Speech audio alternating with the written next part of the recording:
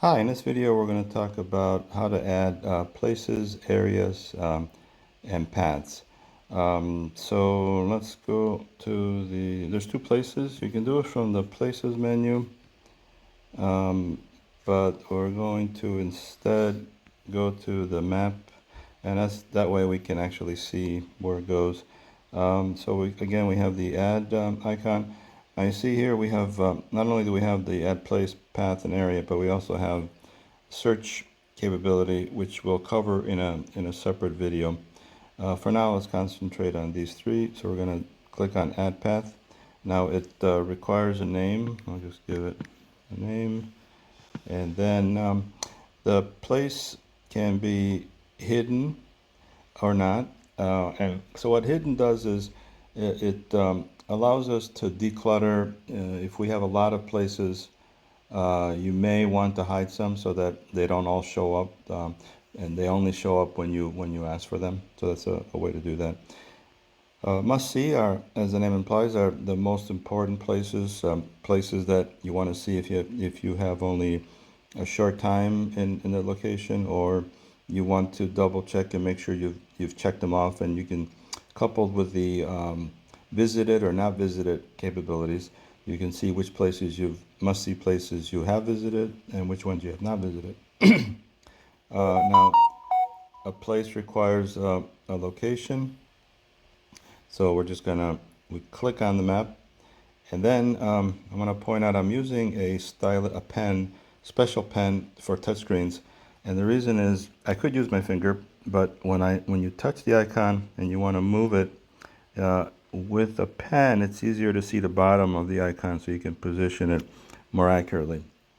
All right, so we're going to do that. Then you see the latitude and longitude now have some values. We're going to pick an image. Now there's a separate video on images, so for this time I'm just going to pick one just as a placeholder. Icons, normally we don't put icons on places.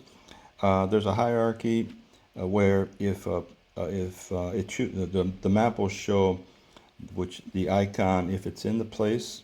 If the place has an icon, it uses the icon. If the place does not have an icon, it looks at all the categories and picks the first one that has an icon. And if none of the categories have one, it looks at the groups and picks the first one that has an icon. So typically, you would want the icon to be in the groups or categories, and we'll go into that a little bit more. But let's just pick one just so you can see how that's done. All right. Now we have things like, address, city, state, country, which you could fill in. They could come in handy.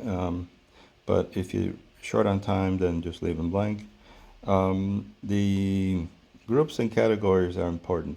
So groups and categories, I'm just going to pick some random ones here. Oh, sorry. Got to pick on the right here, that one. All right. So the groups and categories are a way to categorize the places. So for example, if you say a group, the place belongs to the group downtown, and then also belongs to the category Italian restaurant, then you can do a search for all Italian restaurants that are downtown. So that's where this comes in handy. Then you have the phone, the email. URL is, so for example, if you find a Wikipedia entry, you can put the URL in here. And URLs are, the format is, so the place where it's from. So let's say you would put, let's put Wikipedia.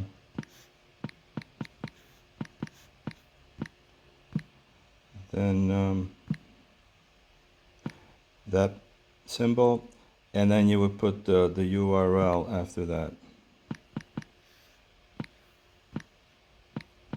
You put the rest of the URL. So what that'll do is it'll show Wikipedia as the link, the text link, and then when you click on that link, it'll go to that URL. And you could have more than one, and if you do have more than one, then you separate them with semicolon. And Also, when you do the more info, that's what it looks for, this information here.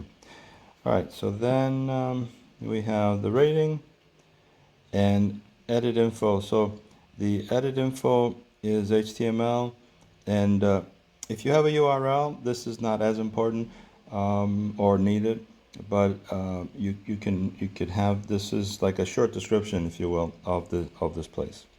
So that covers. All right, so here we can see now on the map the icon that we selected and the place and so forth. Now let's go to add path. All right, so add path is very similar, so I won't go through. The main difference is this here, and that's because you have to pick more than one, and then you have to be careful how the order in which you select them, because it's a little hard to rearrange them, the sequence, the order of them, but you can change the location and the path. So this, let's say you have a walk that you want to do, and oh yeah, we need to specify so this is a path. All right, that's what it looks like. And then just to complete, we'll do the area. And as you would expect, the area is inside of these points, and you can move them around. And we need a name.